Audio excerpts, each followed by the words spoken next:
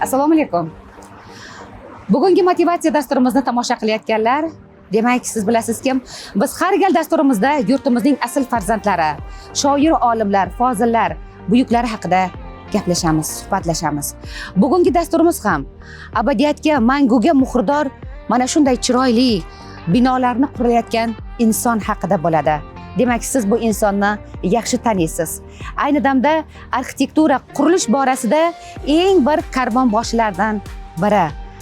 Zamin yulduzlari mukofoti sohibi Abdurashid Rahimov haqida bo'ladi. Darvoqe, ular ham xuddi mana shunday abadiyatga, manguga muhrdor uylar qurganlar. Ha, bilasizmi? Abadiyat uylari. Shular haqida eshitganmisiz? Qani ketdik.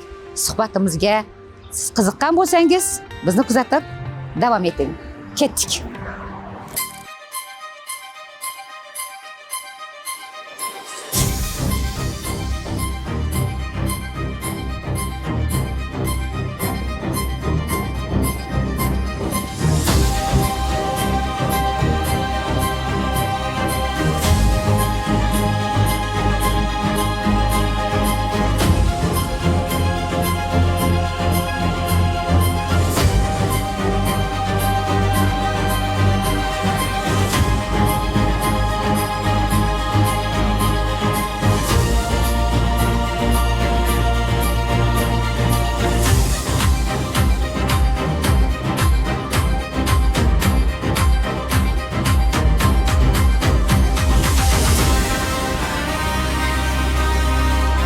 Abdurashid Rahimov.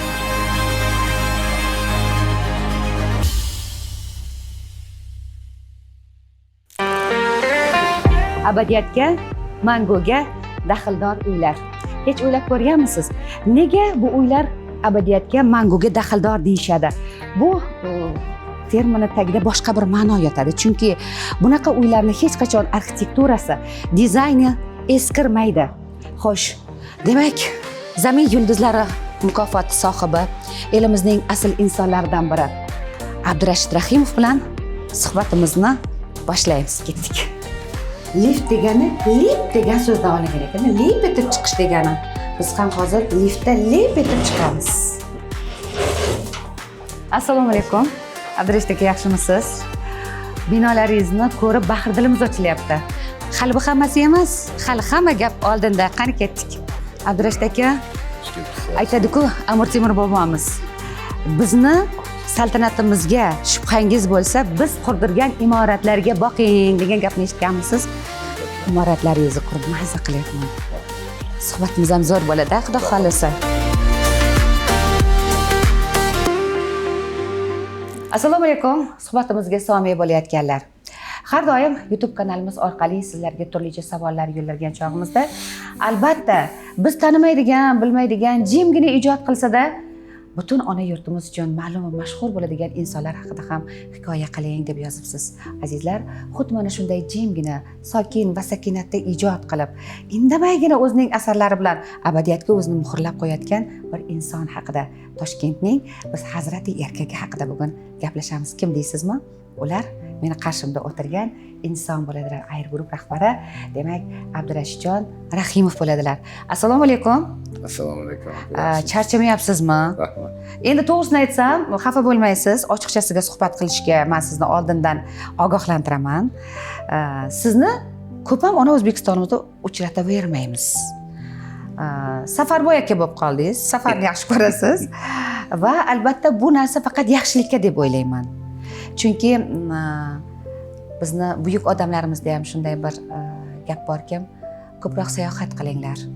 Sayohat bu ruhni to'yintiradi, uni oziqlantiradi va ruh o'zgaradi. Ruh o'zgargan joyda o'zgarishlar ko'p bo'ladi, to'g'rimi? Suhbatimizda xush ko'rdik, xush kelibsiz. Bilasizmi? Ikki narsa dunyoda tanlana olmas ekanda. U nima? Bu qanday vatanda tug'ilish va qanday ota-onadan dunyoga kelish. Ota-onangiz bilan haqli ravishda faxrlanasiz. Judayam. Marhamat, ikki og'iz gapirib bering. Ota-onamiz haqida gapiradigan bo'lsak, menimcha har bir farzand o'zini ota-onasini dunyodagi yagona ota-onalardan deb bilsa kerak. Biz ham xuddi shunaqa hurmatdamiz. otamiz va onamiz biz uchun birinchi murabbiy, birinchi o'qituvchi, birinchi tarbiya bergan insonlar. Ularni ko'rsatmaligi bilan, ularni duoligi bilan shu holatgacha keldik. Yashang. Necha yoshdalar hozir ular? Hoji dada 80 ga kelib qoldilar. Shunaqa Hoji ona eshitdim. 70 dan oshdi. 70 dan oshibdilar. Endi to'g'ri, dunyoda milliarderlar ko'p, boylardan boyi ko'p. Lekin Abdurashid Rahimov boylar ichida boyda. Chunki ota-onasi bor. Shunday insonlar bor. Dunyosini bir qarasangiz kami yo'q. Lekin sizda o'sha dunyosi ko'p insonlardan o'sha eng kam kimtiklik joyini to'ldiradigan insonlari yo'q. To'g'ri. Shuning uchun men sizni dunyodagi har tomonlama boy inson deb bilaman. Baxtingizga ko'z tegmasin. Rahmat. Xo'p, ota-onadan suhbatni bejizga boshlamadik. Har bir insonni asli nasliga boqqin deyishadi-da. Nasli toza insonlardan ekansiz. Ota-onangizni o'rgandim va havas qildim chin ma'noda. Lekin beradigan savolim sal boshqacharoq. Dastlab nimagadir otangiz sizni boshqa kasb vakili bo'lishingizni xohlagan ekanlarda. Sabab? Ko'proq boshqa kasb tanlashimga onamla sababchi bo'lganlar. Onamlar oldin boshqa kasbni xohlaganlar o'zlari. Xalq xo'jaligi hozirgi iqtisodiyot institutini bitirganlar. Ukam ham shu institutda o'qigan. Endi menga ham o'sha paytda shu institutga tayyorlanayotgan paytimda birdan keskin o'zgarish bo'lganda. O'zi chizishga qiziqishim ko'p bo'lgan.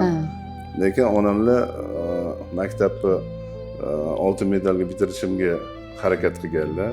O'zlari dars boshida turib o'qitib hammasini. Shu institutga kirishga 1 yil qolganda butun tubdan o'zgarib ketgan hayot. Adamlarga aytganman, mana shunaqa men chizishga qiziqyapman. Bir ikkita odamlardan ta'sirlandim mana shu chizishga. Shunga mashaq harakat qilib ko'rsamchi desam, keyin onamlar bunga qarshilik bildirganlar. Binkovga topshirdingiz hujjatlaringiz. Keyin adamlarga aytib, Binkovga topshirdim. Shu bilan o'sha yo'ldan ketishga qaror qildik keyin. Va kichkina o'sha chiziqchalardan boshlangan hayot abadiyat sari o'sha chiziqlarni egalladi desak, bu balandparvoz gap bo'lmaydi inshaalloh. Va ayni damda suhbatimizga somi bo'layotganlarga men yana kichkinagina bir qo'shimcha kiritib ketmoqchi edim. Siz bilasiz, ona O'zbekistonimizda hozir poytaxtimiz Toshkentda desam xato bo'ladi. Butun ona O'zbekistonimizda turlicha o'zgarishlar, qurilishlar bo'lyapti. Va anchadan beri Toshkentga kelmagan inson yoki O'zbekistonga kelmagan inson bu yurtimizni tanimaydi. Hozir 5-6 yil O'zbekistonda tug'ilib, boshqa yerda yashagan inson kelsa agar o'zini ko'chasini topa olmay qolyapti. Bu faqat va faqat yaxshilikdan boshqa narsa emas, azizlar. Qarang, Abdurashid aka, sizni o'zingiz ham Binkovda mana hozir kirganimdan men shu narsaga e'tibor berdim. Mana turibdi-da shu Malbert. Ayrimlar 4 tanga topgandan keyin, qadrli muxlis, siz ham bilasiz, bo'ldi, o'sha Malbertmi boshqami, aytadi-ku, hamma narsani unutadi. Hamma narsani shu qo'l ostidagi shogirdlariga, ishchilariga buyurib qo'yadi. Ayni damda nechta shogirdingiz yoki ishchilaringiz bor? Hozirgi paytda bizning holdingimizda 100 ga yaqin xodim bor. Undan tashqari qancha bizdan shogird bo'lib o'z yo'lini topib ketgan shogirdlarimiz ko'p. Shogirdlaringiz ko'p. Lekin ularga qaramasdan, men o'rganishim bo'yicha hamma ishni boshida o'zingiz turar ekansiz. Harakat qilaman. Harakat qilasiz. Abdurashid, yana bitta narsani men sizni hayotingizni o'rganish davomida o'zi deyarli 4-5 oydan beri o'rganyapman. Bundan xursandman. Qo'sh tirnoq ichida sabablari bor, o'zimiz bilamiz. Suhbatimizga so'ng bo'layotganlar hayron bo'lishmasin. Bu insonni suhbatga chorlashning o'zi qiyin bo'ldi. Deyarli 4 oydan beri ofisda shu insonni kutamiz va shu bugun nasib qilgan ekan. Xafa bo'lmaysiz, men to'g'ri so'z jurnalistman, o'shaning uchun hammasini to'g'richa aytishni yaxshi ko'raman. Chunki allaqachon bizning YouTube kanalida yaqin kunlarda shu suhbat e'lon qilinadi degan anons ketgan edi. Men o'zimni oqlab qo'ydim, azizlar. Abdurashidjon, qarang, 82-yildan beri Ispaniyada bir qurilish qurilayotgan ekan. Haligacha shu qurilish tugallanmagan ekan. 82-yil. Demak, bu 18-asrga to'g'ri keladi, demak. 1882-yil. Qarang. Barselona degan. Ha. Ispaniyada Antonio Gayda degan inson quryapti va aynan bu tabiatni shakllantirgan binolar ekanda. O'sha chiziqlari hattoki daraxtdan qilinar ekan. ishoning haligacha tugab men rostdan ham ko'rgim keldi lekin shunaqa bir orzu qildim. 2024-yilda borgan edik. Borib bu binoni o'rgangan edik jamoamiz. Siz borgansiz? Ha, borganmiz Barselonada. U shunaqa bir murakkab bir loyihaki, meni o'zimni bir 10 yildan beri tugallanmayotgan loyiham bor. Eshitdim shuni. Shunga olib kelayotgandim suhbatni. Ha, shunga olib. Ha, shu uchun savol berdim. Men o'sha yerga borib 2 kun, 3 kun ketma-ket bordim tepasiga-da ko'rganman.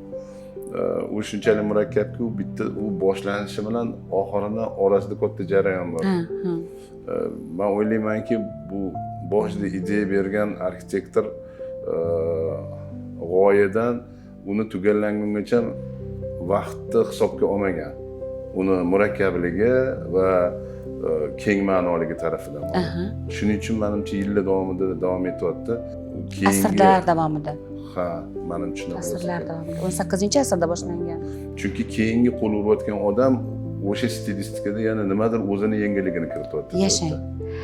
Bu o'sha dinastiya qurilishidan boshlanar ekanda, avlod ketaverar ekanda, sizda ham xuddi shu ma'noda 10 yildan beri qurilishi poyoniga yetmayotgan qurilish bor ekan, sizni ham niyatingiz shunaqami yoki boshqa bir uni g'oyangiz bormi? Juda ham bir qurilishni bo'lmaydi-ku, loyiha hali. Loyiha. Konsepsiya ketyapti. Xo'p, loyiha qurilishida sheriklarimiz bor, hammani fikrini jamlab turib bir joyda baribir hozirgi holatimizda ham bir xil loyihani qilsak ham 2 yil oldingi loyiha bugungiga to'g'ri kelmayapti. Zamon shunchalik rivojlanish shiddat bilan ketyaptiki, hozirgi zamonaviy madaniyatga to'g'ri keladigan qirralar ko'payib ketyapti. 5 yil oldingi loyihamiz bugungi kunda уже davr talabidan orqada qoladi. Agar hozirgi kunda faqat o'zini ustida ishlab, zamon bilan qadam-qadam ketmasa, har bir ijodkor tez eskiryapti har bir loyiha. Bildinglarmi, qadrli muxlis, demak, nima uchun Abdurashid Rahimov doim chet elga tez-tez chiqadilar? Sababi o'z ustida ishlaydi inson. Dunyoni ko'radi va dunyodan andoza olib o'zimizdagi milliylikni uyg'unlashtirgan holda siz modern uslubda modern uslubda ijod qilasiz. Modern uslubda chunki minimalizm kam desizda. Lekin bizda bitta bilmayman, bu hamma yo'nalish har xil. Kimdir faqat zamonaviy yo'nalishda ijod qiladi. Biza ko'proq klassikaga urg'u beraman, chunki ustozlar san'ati bizga juda ham yoqadi. Lekin men o'zim nima deydi, ishlash jarayonida yillar tajribadan orttirgan holda hozir ham o'zi yosh emasmiz, yoshimiz ham o'zi katta bo'lib qoldi. Katta bo'lib qoldilar. Xudo xohlasa 26-may kuni ro'ppa-rosa 50 yoshni to'ldiradilar va aynan bizning dasturimiz ham xuddi o'sha kuni shu bugun mana hozir tomosha qilib turibsiz azizlar. Xudo xohlasa. Baribir Alloh ilhomlantiradi hammani. Albatta. Bir g'oya qalbga kelganda klassika bilan zamonaviy yo'nalishi birlashtirish bilan ishlayapmiz hozir.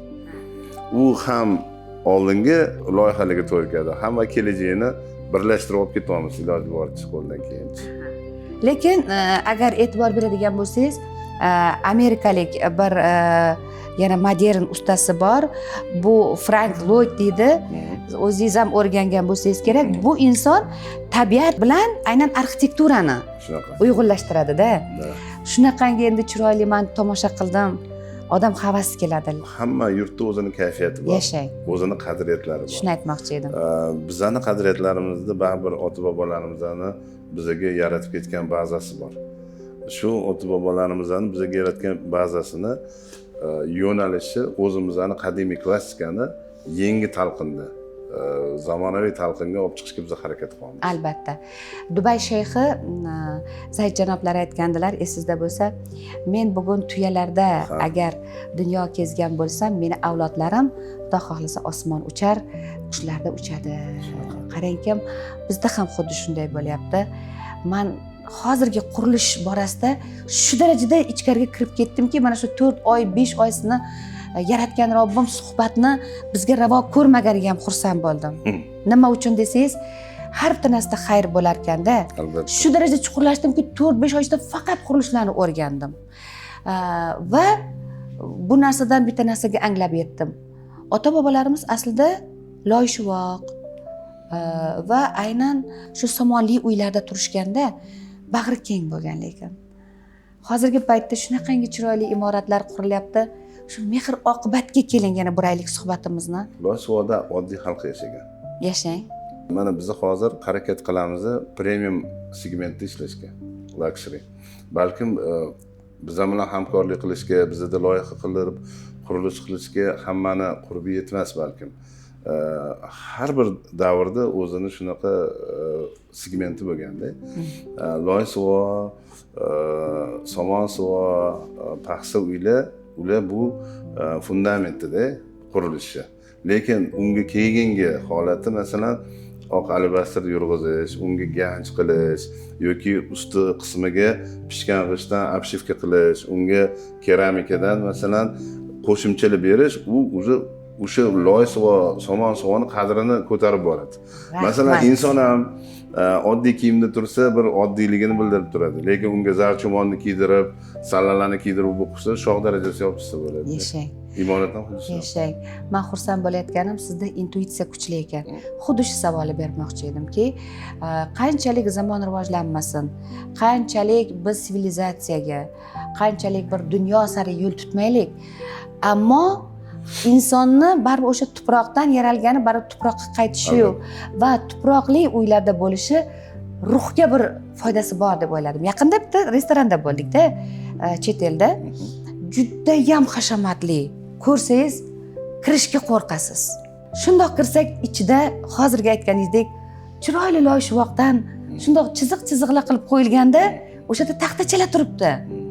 U taxtachalar, men uzr so'rayman-ku, ota-bobomiz davrida ishlatilgan oddiy cho'plar.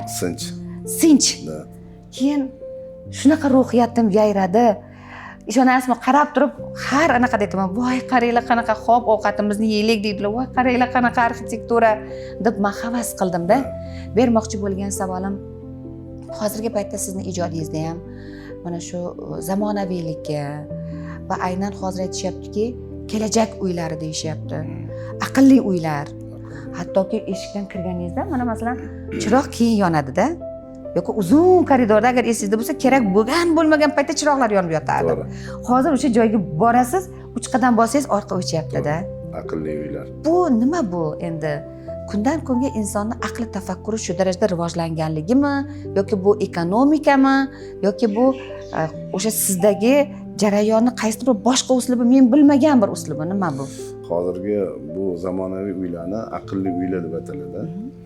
Aqlli uylar deb atalganda oldin masalan chiroqni yoqib keyin yana qaytib o'chirish kerak bo'lardi. Zamonaviy texnologiya asosida hozir ko'p yengilliklar yuzaga kelyapti. Menimcha ertaga borib inson harakat ham qilmay qolishi mumkin. Shundan qo'rqyapman. Juda ham oldin isrofdan hozir to'xtatadigan variant ko'p. Oldin masalan chiroqli yonib yotardi, keyin katta energiya talab qilinardi. Hozirgi zamonaviy uylarda unaqa hammasi ekonomichniy. Hattoki quyosh panellari deng. Quyosh panellari bor, ekonomichniy ishlanadi. Kerak paytda o'sha joyi o'zi sizga xizmat qiladi. Qolgan joylar spyash rejimda turadi. Uyqu rejimida deydi-da. Masalan, hozirgi zamonaviy uylarda u zamonaviylikning ham segmenti bor-da. Uni darajasini qanaqa desa bo'ladi masalan? Haqiqiy nuqtai nazar ekonomikaga qaratilgan bo'lishi mumkin. Ikkinchisi aqlliligi u komfortga qaratilgan bo'lishi mumkin. Darajasi, har xil darajasi. Masalan, hammaga manfaatli tarafi ekonomika. Kimdir masalan komfort xohlaydi. Masalan, men kirganimda ortiqcha harakat qilmaydi, o'zi yonsin, o'zi isisin, o'zi sovisin. U komfort. Hammasi baribir mablag'ga taqaladi. Mablag'ga taqaladi.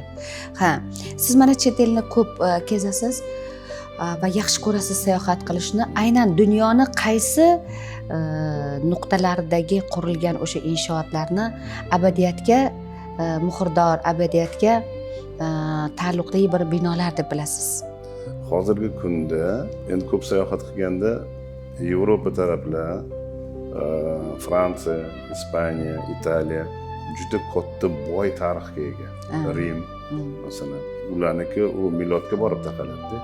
Ular faqat hozir faqat turizmni o'zi bilangina iqtisodiyotini ushlab turibdi desa ham bo'ladi.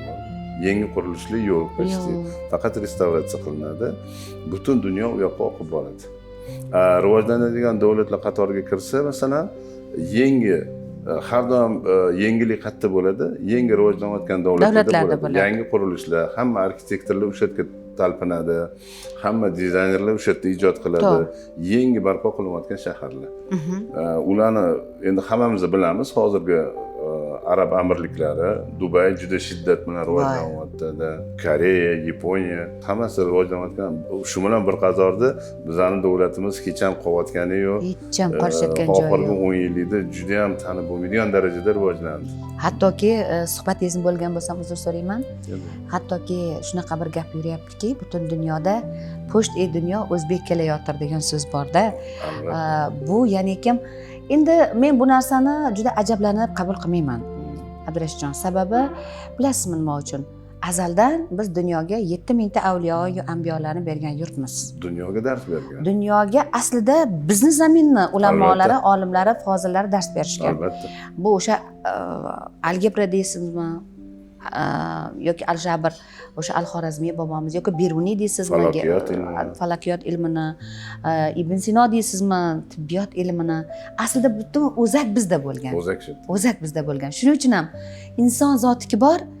Hozirgi yana o'sha suhbatimizga qaytadigan bo'lsak, o'sha tuproq, gillarga qaytaveramizda. Albatta. Lekin yana keling zamonaviylikka qaytaylik. O'sha Haydar Aliyevni qurgan uyiga qarang, tabiat bilan kosmikni uyg'unlashtirgan bir rassom bor-a, Zaha Hadid. Men havasim keldi. Hozirgi paytda bermoqchi bo'lgan savolim, har doim ham podshohlarning oldida shoirlar va arxitektorlar bo'lishganda, chunki mana shu ikki insonlar tufayli millat abadiyatga muhrlangan, rivojlangan. Nima deb o'ylaysiz? Zaha Hadid u o'zi arxitekturani tubdan o'zgartirib yuborgan ayol. Inson, ayol. Ayol kishi bo'lib turib, juda ham katta dunyo arxitektura madaniyatiga va kolleksiyasiga hissasini qo'shib ketgan. Va u ayolni juda ham hurmat qilaman. Yo'nalishlari biz ham hozir kosmik chiziqlarda uniki. Kosmический deyiladi. Shunaqa. To'lqinsimon to'lqinlar. Biz ham u ayolning texnologiyasida oxirgi yillarda bir ikkita loyiha ijod qilyapmiz. Inshaalloh. Xudo xolasa yilning oxiriga tugatilish arafasida kuzatuvchilar ko'rib qolsa kerak yaqin orada. Yangilikni kutamiz unda. Yana bir shunaqa savolga sizni yo'naltirmoqchiman, bilasizmi? Hozir aytdingizki, Dubayga ko'p ahamiyat beryapmiz dedingiz. Dubayda bo'lgan chog'imda dunyodagi eng baland bino Burj Xalifa. Shunaqa yonyapti. Abdurashidjon, ishonasizmi, ko'z yoshlarimni tiya olmayapman-da. Yonimizdagilar hammasi aytib muhabbat bo'ldi qiling. Ko'z yoshlaringizni tiya olmasdan shu mo'jizaga qarayapsiz, chunki o'zi mo'jizakor, bu faqat yaratgan egam, Robbim. Lekin u ham o'zini mo'jizani ko'rsatish uchun o'z mo'jizasini shu bandalar orqali deyman-da. Sizni qalbingizga ham xuddi shunaqa bir ildizi borda. Siz Dubayda Burj Xalifani ko'rib ko'zlaringizga yosh kelayotgan bo'lsa, men Hastimomdagi islom sivilizatsiyasini ko'rib ko'zimga yosh kelyapti. Siz nimaga meni hamma savollarimga o'zingiz javob beryapsiz? Endi aytmoqchi edim, Burj Xalifani ko'rib ko'zlarim yoshga to'lganda, xuddi shunaqada islom sivilizatsiyasi bo'ldi yaqinda u yerdagi. U arxitektura dunyoga taniladigan Guinness rekordlariga kiritildi. Bunaqa inshoot yaqin orada bo'lmagan. Yo'q. Burj Xalifada o'sha shunda ko'z yoshlarim oqqani sababi nima uchun bilasizmi? Binoni haybati emas. Binoni salobati emas. Mani ko'zlarimdan yosh oqizgan narsa, yaratgan Robbim har bitta zamonda xuddi shunaqa o'zining mo'jizasini ko'rsatib qo'yadi-da.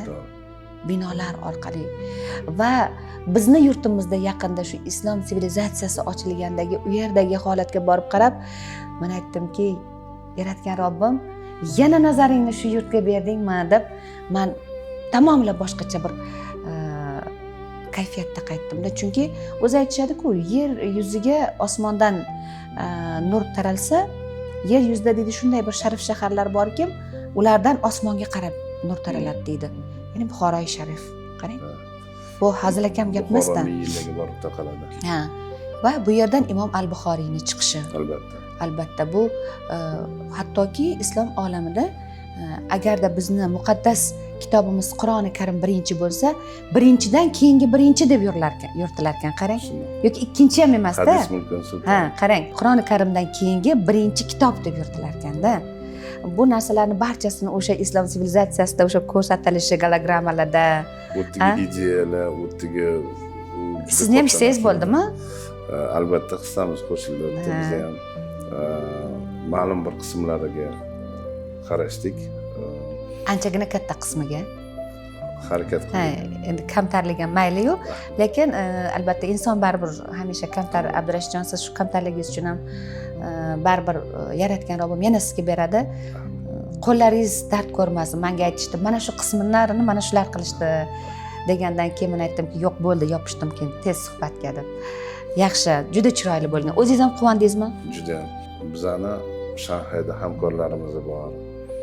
Nemis hamkorlarimiz bor, Avstraliyadan, Italiyada, Fransiyada ko'p hamkorlarimiz bor. Chunki baribir ijodkorlar hamma bir-biri bilan aloqada bo'lib turadi. Albatta, albatta. Bu bitgandan keyin juda ham katta to'lqin bo'lib xabar tarqaldi-da. Hammaliga menga telefon qilib chiqishni boshlashdi. Qayerda bu qurildi? Toshkentda qurildimi yo Samarqanddami? Samarqandda boshqa al-Buxoriy inshooti qurildi degan masjid. Islom sivilizatsiyasi poytaxtda qurildi desam, bilet olaylik, borib ko'raylik. Masalan, o'zim yaqinda Istanbulda bo'ldim, Turkiyada. Hamkasblarimiz bilan ko'rishdik. Bitta muzeyimiz bor edi, Toshkentda ochilayotgan. Ulargacha ham yetib boribdi bu xabar. Ular ham hozir delegatsiya bilan kelib tomosha qilgani kelamiz deyishyapti. Mashalloh, yaxshi. Istanbulda tarqalganda. Yana bir bermoqchi bo'lgan savolim, bilasizmi? Insoniyat yaralibdiki, qurilishda faqat erkaklar deb bo'lmaydi. Mana hozir qarang, o'sha biz tilga olganimiz Zaha Hadidni o'zi masalan ayol.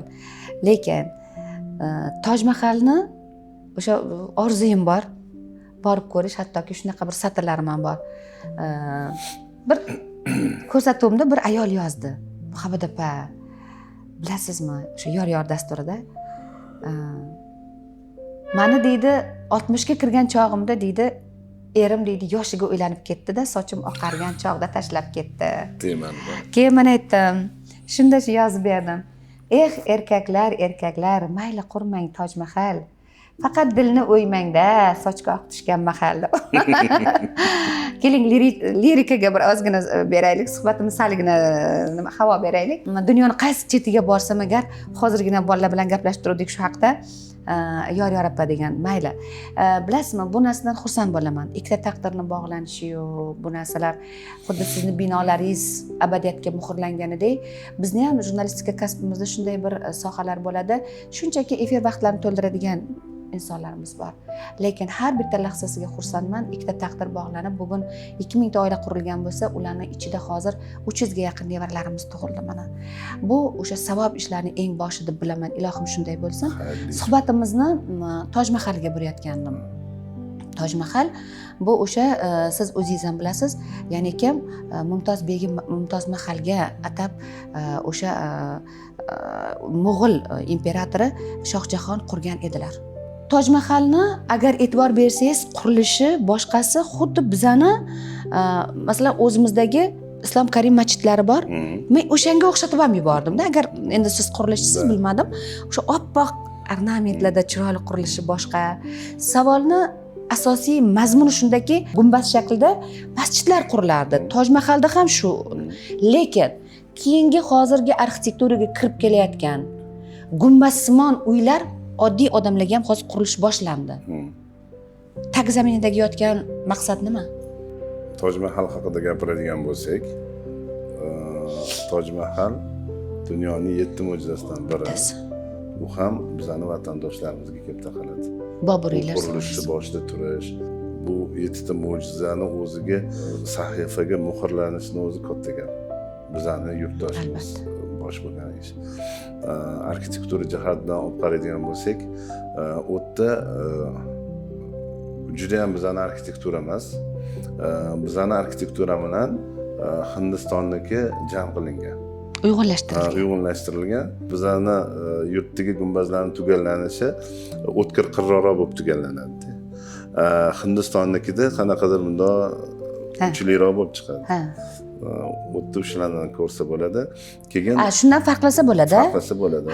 Keyin ustunlarni ko'rinishi bizdagi ustunlar bilan farq qiladi. Umumiy arkalar, bejash uslubi bizning texnologiyaga lekin dizaynida. Ornamentlari lekin bizdan xoli. Ko'proq Yevropadan foydalanilgan.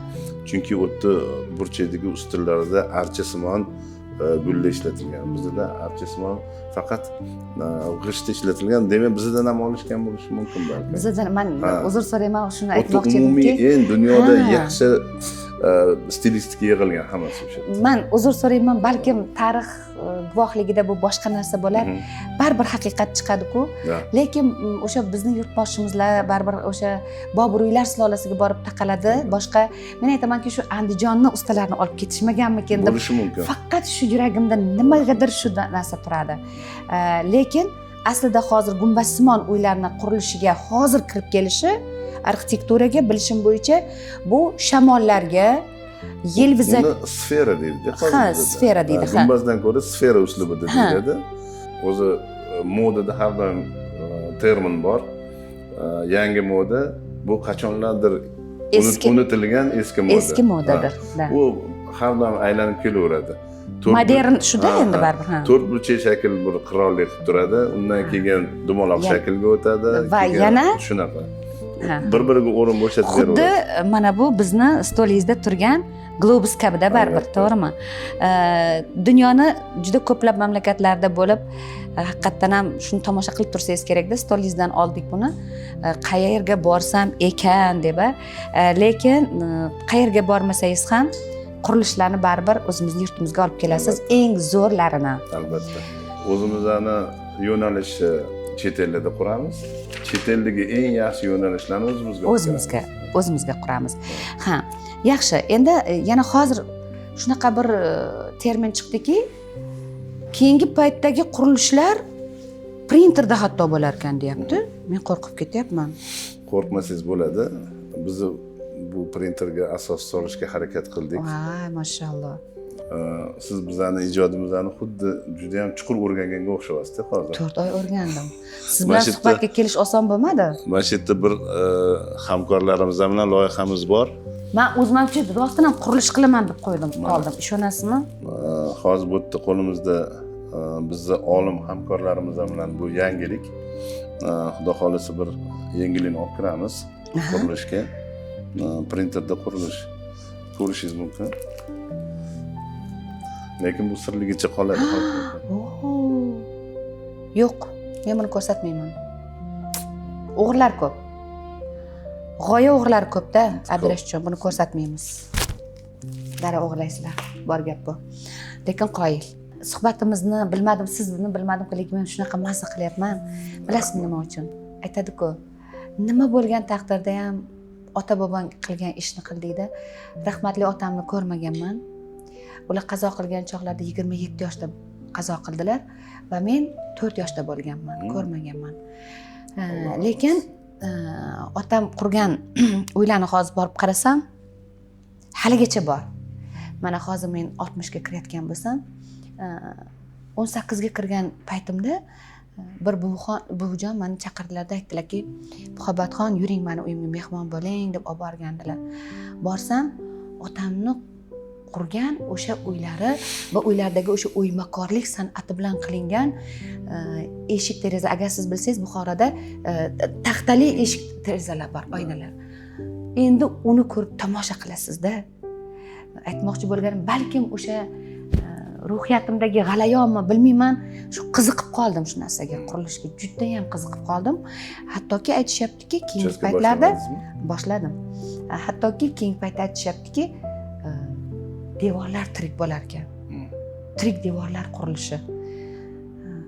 Aziz muxlislarimiz, suhbatimizga somiy bo'layotganlar, siz uchun ham eng qiziqarli suhbat bo'ladi. Ishonmaysizmi? Bizni kuzatishda davom eting. Tirik devorlar. Nima buni endi u yoqqa bu yoqqa sursa bo'ladimi yoki bu sal boshqacharoq insonni ruhiyatiga moslashtirilgan bo'ladimi? Nima bu o'zi? Qayerga qarab ketyapmiz, Abdurashid aka? Tak, bu nima temaga tirik deyapti. Masalan, men uy quryapman. Abdurashidjon. Uy meni xarakterimga qarab o'zgarar ekan. Men eshikdan masalan uyg'ondim. Aha. Shu bugun kayfiyatim zo'r bo'lsa, boshqacha rang tusga kirar ekan. Oh. Bugun kayfiyatim bo'lmasa, ko'm-ko'k rangga bo'lib turar ekan. Kelajak uylari bo'lsa kerak menimcha. Qarang-da. Olimlarimiz hozir juda ham qattiq yengilliklarni ustida ishlashyapti. Ha. Mani o'zimni ham bir olim do'stlarim ko'p. Ko'p takliflar bilan kelishadi. Ideyalar juda ham ko'p. Qaraymanda mantiqan olib qarasa haqiqat. Lekin uni yuzaga chiqarishga ozgina izlanish kerak, fikrlash kerak. Tafakkur kerak. Ota-bobolarimiz ham ko'p yo'q narsalarni yaratishgan-ku masalan bor. Balkim biza ularni ba'zisidan hozir ko'p foydalanyapmiz. Va nimadir yengillikka biz ham qadam qo'yib ketishimiz kerak-da. Albatta. Keyingi kelayotgan avlodga foyda bor. Zanjir uzilmasligi kerak. Albatta. Hozir aytayotgan kayfiyatga tirik devorlar deyilayotganda ko'proq menimcha bu rang bo'yoqlar bilan yo bir gul qog'ozlar bilan ishlansa kerak deb o'ylayman. Bo'lishi mumkin. Chunki har xil rangga kiradi deyapti-da. Keyin yana o'sha hozir siz aytganingizdek, ota-bobolarimizni men o'ylaymanki, dunyoda ular nafaqat shu masalan ilm-fan bo'yicha, shu arxitektura bo'yicha ham ular birinchi o'rinda bo'lishgan deyman-da. Abdurashidjon, qo'shilasiz yo'q bilmayman, qarang. Mana masalan o'sha 3000 yillik tarixga ega o'sha Buxoroy shariflarimizni olib qarang, Minorai Kalonlarni olib qarang, baribir Burji xalifalar o'shalarni andozasi deb bilaman men. Men uzr so'rayman, lekin bu rost gap bu. Yo'q, bu rost. Tarix bunga guvoh. Muhabbat rost gap. Minorai Kalon borilgan paytida usta baqo qurganlarida menimcha dunyoda minora bo'lmagan. Dunyoda minora yo'q edi. Bo'lishi mumkin. Masalan, Italiyalarda Kolizeylar bo'lgan, masalan, Rimda Kolizeylar bo'lgan, lekin bizning o'lkalarda menimcha Buxoroda Minorai Kalondan butun atrof muhitni ko'rish mumkin bo'lgan. Albatta, albatta. Hattoki qarangki, ustozidan o'tmoqchi bo'lgan chog'ida yiqilib o'shani jon berishi shogirdni. Qarang. Bu o'sha hozirgina sizga suhbatimda savol berib javob olmagan joyimga yana qaytyapman. Avvallar biz qum, loyshuvoq uylarda yashagan bo'lsa-da mehr oqibat kuchli edi. Hozirgi paytda arxitekturada ham bor bu narsa ustoz shogirdchilik. Ustozini ozgina o'rgandiki, keyin ketadida o'zi mustaqil ish qilmoqchi bo'ladi-da. Shunaqa. Lekin Pahlavon Mahmud aytganidek, baribir 100-chisini aytmagan bo'ladi-da u. Ana shu joyda keyin qoqiladi o'sha shogird. O'sha minordan yiqilib tushganda ham ustozi qurgan minordan o'tib ketaman deb qurmoqchi bo'ladi. Yarmida qolganda yiqilib jon beradi-da. Bormi shunaqa ustoz shogirdchilik sizlarda ham? Mehr oqibat haqida gapiradigan bo'lsak, biz o'zimiz ustoz ko'rganmiz. Maktab davridan ustozga shogird tushganmiz-da. Bizning uyda o'qishga kuchli urg'u berilgan bilan mehnat ham baravar olib borilgan. Ustozimizlar hozir tiriklar. Borlar. Ha, borlar. Suhbatni shunga olib kelayotgandim. Chunki har bitta zo'r insonni ortida zo'r ustoz turadi-da. To'g'ri. Suhbatimizni ko'rib Abdurashidjon men haqimda bir og'iz shu gapira olmadi, shu jurnalistni faqim farosati yetmadi degan narsa bo'lmasin uchun shu savol bergandim. Marhamat. Ustozlar haqida gapiradigan bo'lsak, adamlar ham chizishga juda usta bo'lganlar. Birinchi ustozim otamdir baribir. To'g'ri. Maktabda yoshlik paytdan adamlar bilan oq qog'ozda chizishni o'rganganmiz. Keyin hayotga qadam qo'yayotganda bu o'zimizning sohamizda, arxitektura sohasida birinchi ustozimiz eski o'zimizning mahallada yashaganlar Nig'matilla aka degan ustozimiz bor. Hozir ham hayotlar. Bu men juda ham u insondan minnatdorman. Bizani ko'rib turgan bo'lsalar, men albatta rahmat deyman. Umringiz uzoq bo'lsin. Yana ko'pdan ko'p shogirdlarni chiqaravering. Duolarni olib ish boshlaganmiz. Endi o'zimizning hozir zamonaviy ustoz shogirdlikka keladigan bo'lsak, zamon tezlashib ketdi. Shogirdlar ham tezlashib ketgan. Kimdir tez nimadir o'rganib, bir so'm ishlashga taraddudda bo'ladi ilinjida. Lekin bizani men aytmayman, nafaqat bizani kasb, ko'p kasblar borki, ozgina mashaqqat yo'lini o'tish kerak. Ozgina qiyinchilik yo'llarini o'tish kerak. Albatta. Doktor odami masalan insonga mas'uliyati qanaqa chuqur bo'lsa, imorat qurayotgan odamniki undan kam emasda.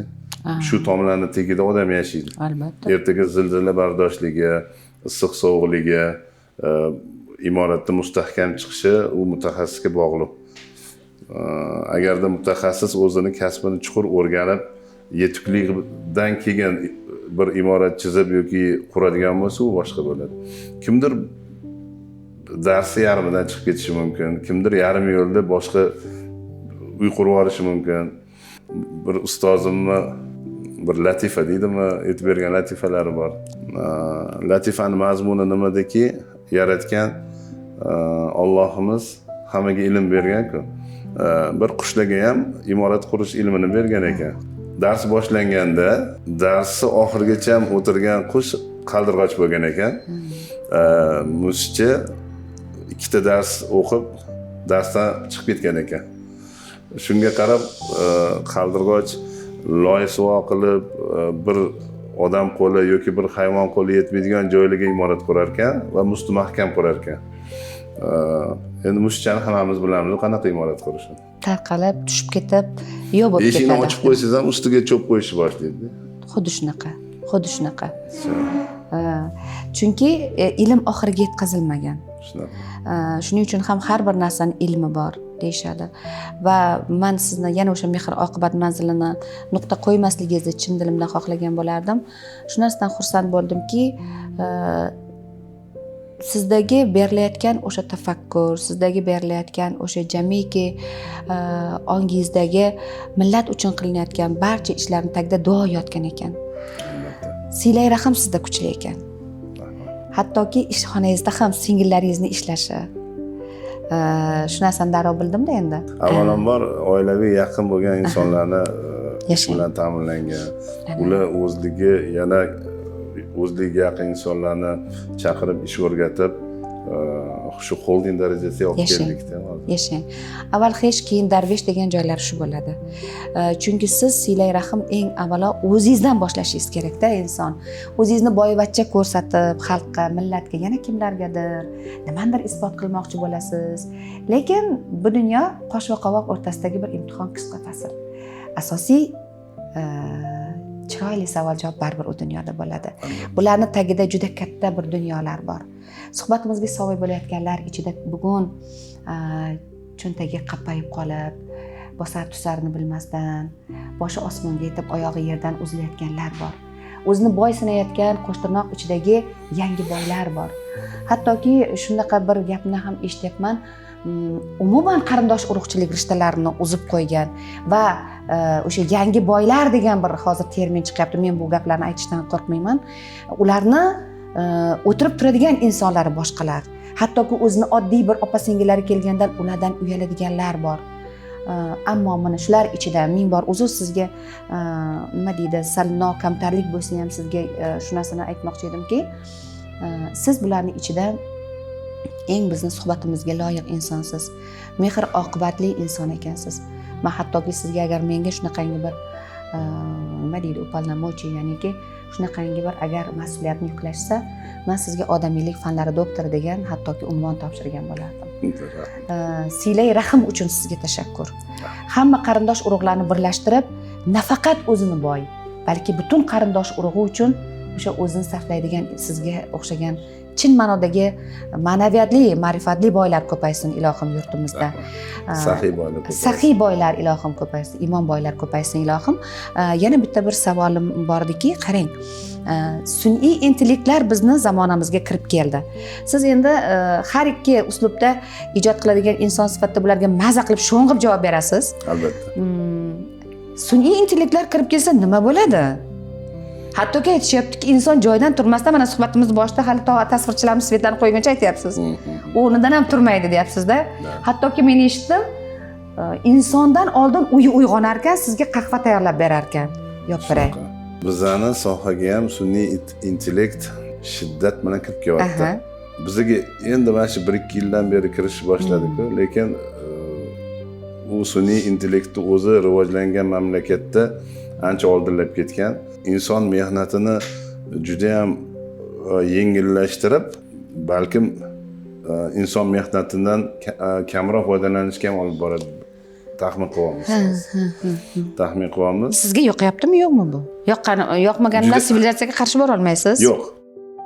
Yoqmayapti deya olmayman. Har doim yengillikni ikkita tarafi bo'lgan.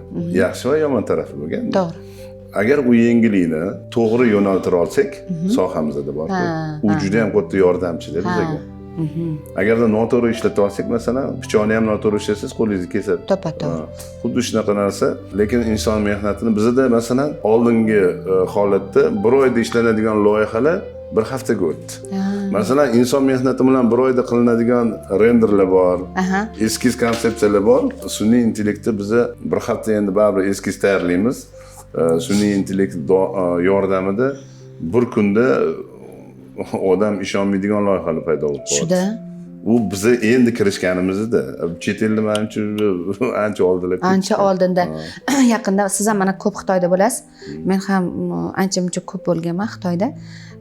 Shu borganlarim bittasida liftni oldiga kelsam, qarab turibdi. Lift ochilishi bilan kirib ketyapti. Keyin men hayron qoldim. Men bitta o'zim edim. Keyin bundoq qaradimda, sheriklarimiz ham joylashgan. Borib shuni tekshirdim astoydil, lekin shartta telefonga olib oldim. Har ehtimol qarshi jurnalist emasmanmi?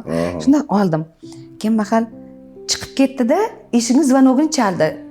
Shundoq kelsam, dastavka xizmati. Dastavka xizmati. Eshikni ochib oldi. Rahmat deb yana qaytadan tushdim. Qaytadan tushsam yana borib o'sha joyiga nima qilinadigan joy bor ekan, zaryad olinadigan joyi, energiya quvvatini. O'sha joyga borib o'tirsa bo'ladimi? Men aytdimki, yo'q-paray, aytadi-yu, texnika mo'jizasini ko'rganman, bunaqasini ko'rmaganman deydi. Xuddi o'shanga o'xshab, men hozir ajablantirayotgan narsa Abdurashidjon yana boshqa bitta narsada. Buni hozir suhbatimizni hozir eshitayotganlar ham hayron bo'ladi va suhbatimizni siz ham menga o'xshab hozirgina boshlayotgandek maza qilyapsizmi? Men ham. Baribir endi hammamiz uyda yashaymiz-ku, to'g'rimi? Uylarimiz, qurilishlarimiz bu hammamiz uchun kerak. Ayniqsa har kundan kunga yaxshi yashashni menga o'xshab yaxshi ko'radiganlar bo'lsa kerak, to'g'rimi? Hozir zo'r gaplar yana oldinda. Kuzatishda davom eting. Qarang. Shunaqangi bir uylar bo'lar ekanki, bu aytilar ekan vaqtdan tashqari uylarda. U qanday uylar endi desam, ular aytayaptiki, hattoki devori yo'q uylar. Men qo'rqib ketdim. U nima bo'ladi? U shunday ekanki, lekin menga yoqdi. Ijodkor sifatida menga juda ham yoqdi. Bu nima? Masalan, men bugun xohlasam yulduzlar bilan uxlar ekanman. Xohlasam okean tagiga kirib uy qurar ekanman. Xohlasam osmonda osilib turgan uylarda yashar ekanman. kelajak qanaqa hozir tuhfalarni kutib turibdi, biz bilmaymiz. Lekin agarda hozirgi madaniyatimizni olsak, zamonaviy madaniyatda bir o'zimizdan zamondoshlik bo'lgan 50 yil orqaga hozir qaraydigan bo'lsak, masalan, osmon yerchalik farq bor-da. Hayron bo'lib qolsa, xuddi hozir masalan smartfoningizni olasizda, o'sha paytga tushib qolsangiz, bir 50 yil orqaga bu Marsdan kelganga o'xshab qolasizda, masalan. Juda tezlik bilan rivojlanyapti. Ertaga kapsulali uylar chiqdi o'zi, masalan. U mamlakat imoratli solish ham shart emas. Bitta kapsulani olasiz, ichida hamma narsa bor. Menga yoqadi. Bor, boshqa bor, shunday. Hamma o'zbek ayollariga yig'ishtirishlar yo'q, uborka yo'q, shanba yakshanba dam olish deydi. Kuni bo'yi ishlaysiz. Sizga ham yoqdimi? Dangasalar uchun zo'rda u, ha. Aqlli uylar deganda hozir hamma narsani tayyorlab turadi. Masalan, kecha safarda yurimiz, uyga odam kelgan, jing'iraganda shunda telefonimni oldim, qarasam kim keldi ekan. Domofonda turib menga Abdurashid aka bormi deb murojaat qilyapti. Men domofonni o'zida men safarda edim deb javob beryapman. Yoki uyda nimadir, masalan, bir pech yoqib qo'yish kerakmi yoki bir qozonda nimadir tayyorlamoqchisiz, hammasi hozir programma bo'yicha ketyapti. Abdurashid aka hozir xuddi shunaqa bir jarayon bo'ldiki, Tailanddaman. Tailandda o'tirman, zan chalinyapti darvozamizda. Qarasam nevaracham turibdi. Nima gap desam, ayajon meni kalitim yo'q deyapti. Tailanddan turib eshikni ochib yubordimda. Shunda yonimdagi aytayaptiki, hozir rostdan nevarang bilan gaplashdingmi deyapti. Ha, deyapman. O'rtog'im aytayapti, Elmir ishonmayapsanmi desam, "Yo'q, rostdan eshikni ochdingmi?" deyapti. "Mana darvozani ochdim" deyapman. "Ochildimi?" desam, "Ochildi, bo'pti, kir" deb darvozani yop deyapman-da. Shunaqa. Darvoza yopilsa, "Yopiray" deb hayron qoldim. Siz ham zavon bilan qadam-qadam. Albatta, men yaxshi ko'raman. Xullasi, agar e'tibor berayotgan bo'lsangiz, shoirga baribir adabiyotdan gapirasiz. Shifokor bo'lsa, baribir o'sha davolanishlar sistemasida gapirasiz. Lekin biz siz bilan bugun ona O'zbekistonimizda bo'layotgan o'sha abadiyatga, manguga qolayotgan qurilishlar haqida, abadiyat qurilishlari deyiladi bu narsa. Kirishdan men arxitekturasiga qarab, keyin tushib keldimda. Haqiqatdan ham xuddi bir o'sha 18-asrdagi qurilgan bir imoratlarga o'xshaydi. Men uzr so'rayman, noto'g'ri aytmayotgan bo'lsam, o'sha modern va minimalizmni uyg'unlashgan usullari va ishoning, hozirga qadar shu narsa eskirmagan. Hozirga qadar eskirmagan. Zamonaviylikka asoslangan o'sha klassik uslubdagi chiroyli bir ko'rinish. Mana hattoki mana biz hozir suhbatlashib turgan paytimizda ham ganchdan mana o'ymakorlik mana turibdi masalanda, yoki bo'lmasa mana gumbaz mana qarang. Bularni hammasi o'sha baribir ota-bobolarimiz qilgan. Hozir bu o'zingiz aytganingizdek, gohda to'rtburchak, gohida dumaloq, gohida avalsimon, qanday shaklga kirmasin, baribir inson qarab bitta qaraganda to'ymaydigan bir holatlar. To'g'ri. O'zingizni uyingizda, o'zingiz shaxsan yashaydigan uyingizda tursangiz, uyg'onsangiz maza qiladigan qanday bir chiroyli qurilishlarni, arxitekturani namunalarini qilgansiz? Uyimiz haqida gapiradigan bo'lsak, mehmon kutadigan mehmonxonamiz deydi. O'sha yerga bir ornamentlar bilan ishlangan. Bilmayman, yo bu bizni kun bo'yi shu kasb ichidamiz-ku. Masalan, birinchi oshpazga borib aytsangiz, kun bo'yi taom tayyorlaydigan oshpazga eng yaxshi ko'rgan taoming qaysi desangiz, masalan, oddiy qaynatma sho'rva deb qo'yadi, masalan. To'ppa-to'g'ri. Shashli ham tayyorlaydi, osh ham tayyorlaydi, qozon kabob ham. Lekin o'zidan nima xohlarding desa, qaynatma sho'rva ichib qo'yardim deydi-da, masalan. Bizning sohada ham xuddi shunaqa, yo'nalishlar ko'p. Tilla bilan ishlanadi, metal bilan ishlanadi, keramika bilan ishlanadi. Kumush bilan. Yo'nalish ko'p. Lekin oxir oqibat miyani dam oldirish uchun tekis to'rtburchak oppoq devor, yashang. Yumshoq o'rindiq, bir odamga yoqadigan darajada svet. Shu bilan ruhiyat dam oladi. To'ppa-to'g'ri. Lekin shunaqa yoki bir tabiat qo'yniga qochib ketgisi keladi.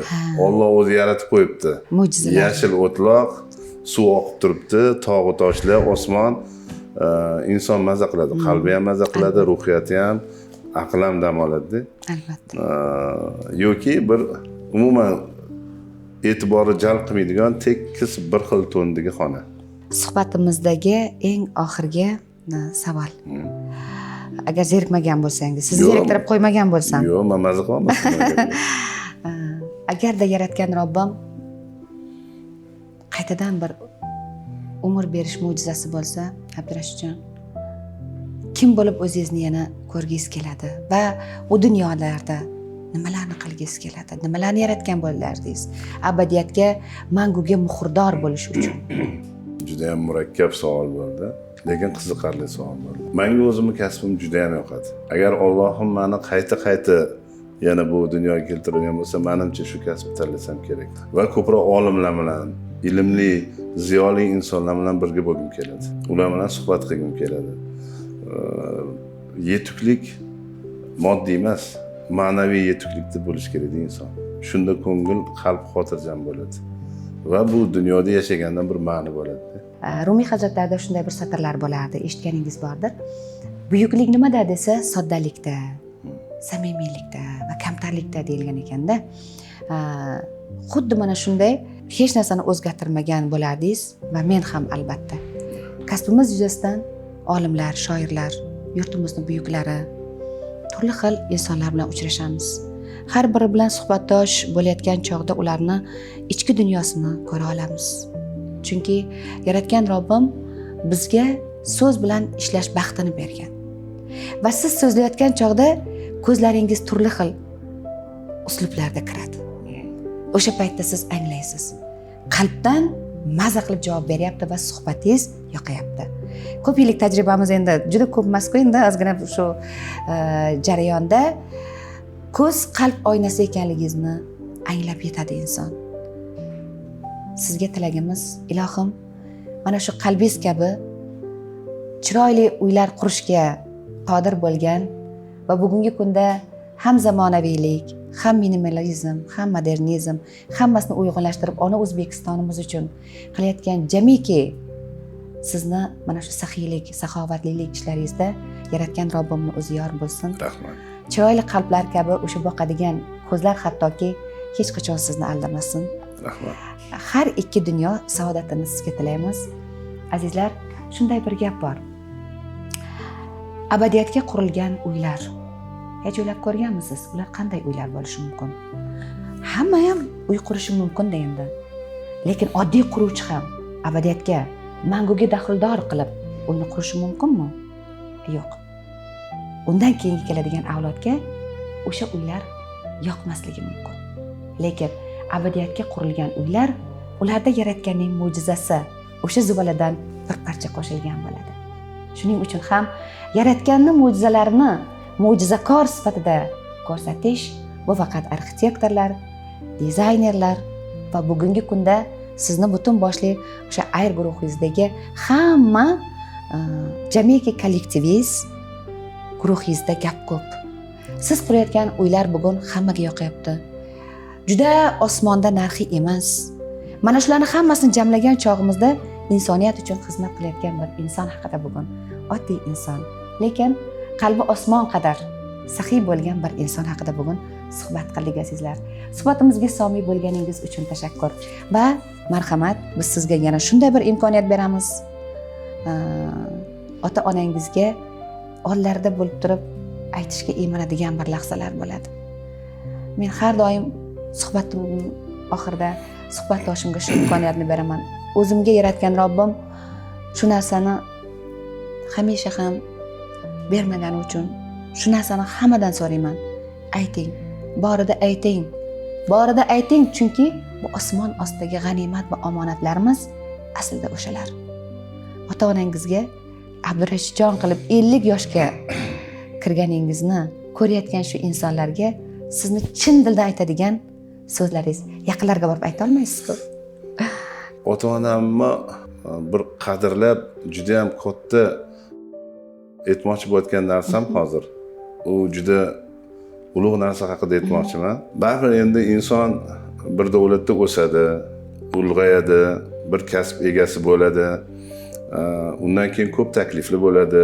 Yer yuzini boshqa davlatlariga chaqiriladi, taklifli bo'ladi, boshqa bo'ladi. Bir 30 yoshlar atrofimiz paytda ko'p taklifli bo'lgan. Rossiya davlatlaridan bo'lgan, Moskvadan bo'lgan, Dubayda ishlash takliflari bo'lgan. Hattoki sizni sotib olishmoqchi ham bo'lishdi. Unaqa ham bo'lgan. Bir odam kelib yana bir suhbatimizda uni qo'shamiz. 60 yillik yubileyingizdanmi bilmadim endi. Katta pulli taklif qilishgan, faqat bizda ishlagin deb shunaqa ishlar ham bo'lgan. Lekin hoji onamlar, onajonimiz ko'p ota-onalar balkim o'ylaydiki, farzandim katta bo'lsa, ziyoli bo'lsa, chet elda ishlasa deb bor. Lekin meni onamlar, otamlar o'zingni vatanini hurmat qilishni o'rgatganlar. Vatanparvarlikka chuqur ma'nosini tushuntirib qalbimizga solib qo'yganlar. Onamlar vatanni yaxshi ko'rishlik oiladan boshlanadi-ku. Oila bizda juda ham muqaddas bo'lgan. Onadan boshlanadi, onani yaxshi ko'rishdan. Bu haqida gapirish juda og'ir bo'lyapti menga. Bizga oilaning muqaddasligini endi odamlar ertadan kechgacha ishlab bo'ladilar-ku. Farzand bilan ona bo'lar ekanda har doim. Ona bizga, hoji onamiz oilaning muqaddasligini singdira olgan ayollar-da. Oiladan keyin mahalla, mahalladan keyin vatan, shahar, o'lkalarimiz. Men hozirgi kunda meni yoshim 50 ga chiqqan bo'lsa, shunaqa bir qalbimizda vatanimizga muhabbatimiz kuchliki, ko'p davlatlardan taklif qilishadi. Mana men hozir qurilish qilyapmiz, Dubayda qurilish qilyapmiz, Yevropada qurilish qilyapmiz, Rossiyada qurilish qilyapmiz. Boramizda tez-tez ishimizdan qilib qaytib kelib olamiz. Menga o'tlida vaqtni o'tkazgandan ko'ra, shu yerda o'zida o'zimni davlatimni bir chiroyli ijod qilib, bizdan kelgan bir yurtimizga bir nimadir qolsa, keyingi avlodga, mana bizni Buxorolarni ko'ryapmiz, Samarqandlarni ko'ryapmiz, bizgacha yetib keldik u narsa. U narsadan men butun dunyoga faxrlanaman, g'ururlanaman-da. Zaryadga tugab kelasiz-da yana. Quvvat tugab. Shu faqatgina Allohdan so'raydigan narsam, jamoamizga ham ko'p gapiraman. Bir monumentalniy shunaqa bir arkitekturadan zamonaviy bilan o'zimizning klassikani, yurtimizning me'morchiligini go'zal tarzda qoldirib, chet ellik kelib bizda tomosha qilsa, bizani yurtni tomosha qilsa. Hozirgi shu g'am mayshi menda bor. Zo'r. Onajonimga, otajonimga juda ham katta rahmat deyman. Hozirgi kunda uncha-muncha ota-ona o'zini farzandiga vatanparvarlik hissini kirita olmayotgan ota-onalarga nisbatan osmon yer farq. Bor chet elda pul topsa bo'ldi-da. Shunaqa bo'lib qoldi. Ba'zida aytaman-da Abdurash aka, suhbatimizga nuqta qo'ymoqchi bo'lyapmiz, 3 marta lekin hech ham yakunlanmayapti. Qarang, men aytaman, ota-onani mayli dunyolarni yig'ar, zo'ri bo'lar. O'sha yurtni zo'ri bo'lar. Lekin jannatimizni kalitlari bo'lgan. Ota-onalarimizning so'nggi nafasini necha pul turar ekan? Dunyolarga almash bo'lmaydi. Mana shu narsani anglab yeta olmayotgan yurtdoshlarimiz bor. Ming bor uzr, meni YouTube kanalimda ayniqsa mana shu suhbatimizga son bo'layotganlar orasida ham chet elga borib ishlayotganlar bor. Hurmat qilamiz. Har biringizni hurmatingiz buyuk bizda. Lekin ishoning, salgina qaddingizni ko'tarsangiz bo'ldi. Keling. Mana yurtimizni boylari qilyapti. Mana shu yerda ham shu ishlarni qilsa bo'ladi. Chunki xo'roz hamma yerda baribir bir xil qichqiradi. Har yerni qilma orzu, hamma yerda o'sha tosh taroz. To'g'rimi? To'ppa-to'g'ri. Azizlar, xuddi mana shunday bir suhbat jarayonida bugun sizlar bilan shu nuqtada xayrlashmaymiz. Yana diydorlashguncha deb qolamiz. Qadar voqe, Rumiyni yaxshi ko'rasizmi? Juda. Agar e'tibor bergan bo'lsangiz, Rumiydan juda ko'p misollar keltiraman. Rumiyni haqiqatdan ham ruhiyatimga boshqacha bir ta'sir qiladi. Rumiyni o'qigan chog'imda o'sha hozirgina aytgandek parqu bulutlarni ustida yotaman. Aytdim-ku, shunday bir uylar bo'lar ekan hali. Yulduzlar bilan uxlashingiz mumkin ekan. Xohlagan joyingizda tunab qolib, xohlagan joyda uyg'onishingiz mumkin ekan. Barchaning yuzi Ka'baga o'girilgan. Ka'bani olib qo'ysang ma'lum bo'lar ekanki, insonlar bir-birining qalbiga sig'inar ekan. Ilohim, suhbatimizga somiy bo'layotgan chog'da bizga talpingan, bizga topingan qalblaringiz va sizni ham Abdurashjon hech qachon ilohim dard ko'rmasin. Qalbingiz hech qachon g'amga botmasin. Bugun suhbatimizni qahramoni ona O'zbekistonimizning asl o'g'lonlaridan biri. Faqat ona vatanini mehri va muhabbati bilan yuragi tepadigan, boy bo'lsam mana shu yurtda bergin Allohim deb yaratgandan chin dildan so'ragan va bugungi kunda el yurtga beminnat xizmati singayotgan mana shunaqangi samimiy va kamtar va bu samimiylikda juda ham bir boy dunyolar yotgan inson bilan bugun suhbatimiz bo'ldi.